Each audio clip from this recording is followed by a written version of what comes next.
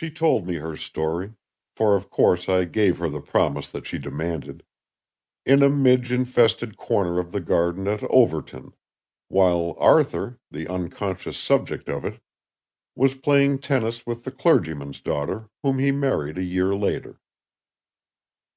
I think Mrs. Payne knew that this affair was coming off, and offered me the tale as a combination of oral confession and nunc dimittis, watching the boy while she told it to me with a sort of hungry maternal satisfaction, as somebody whom she had not only brought into the world, but for whose salvation she was responsible.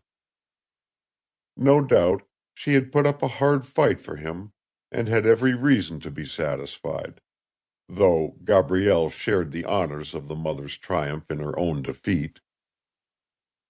We sat there talking until all the birds were silent, but a single blackbird that made a noise in the shrubbery, like that of two pebbles knocked sharply together, until the young people in the tennis court could no longer see to play, and the tall Californian poppies at the back of the herbaceous border that was her special pride shone like moonflowers in the dusk.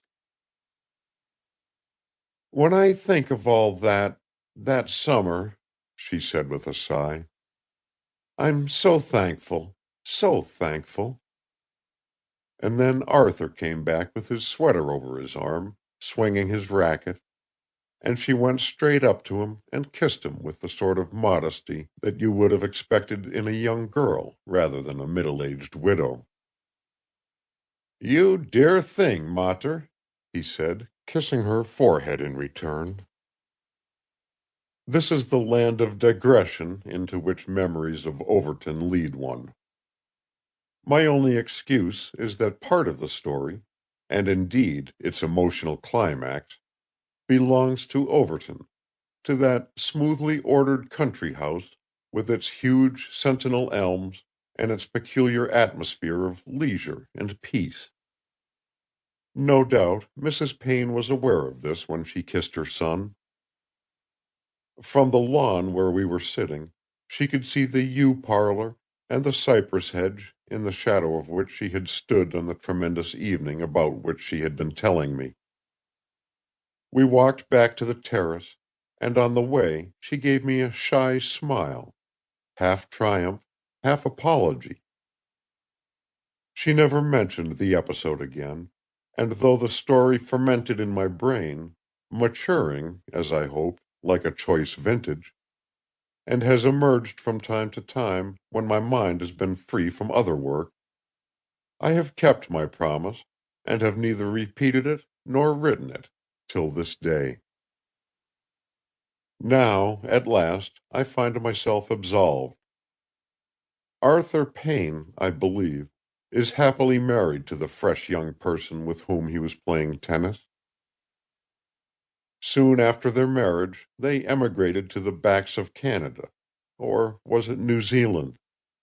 Somewhere, at any rate, beyond the reach of colonial editions.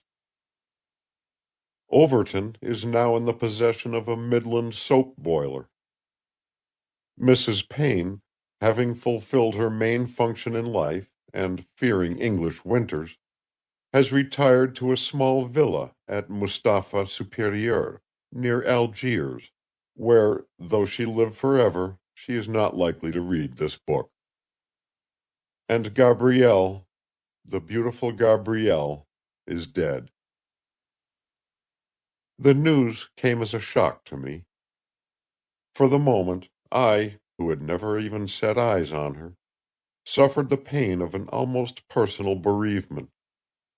I was moved, as poets are moved by the vanishing of something beautiful from the earth. Was she, then, so beautiful? I don't know.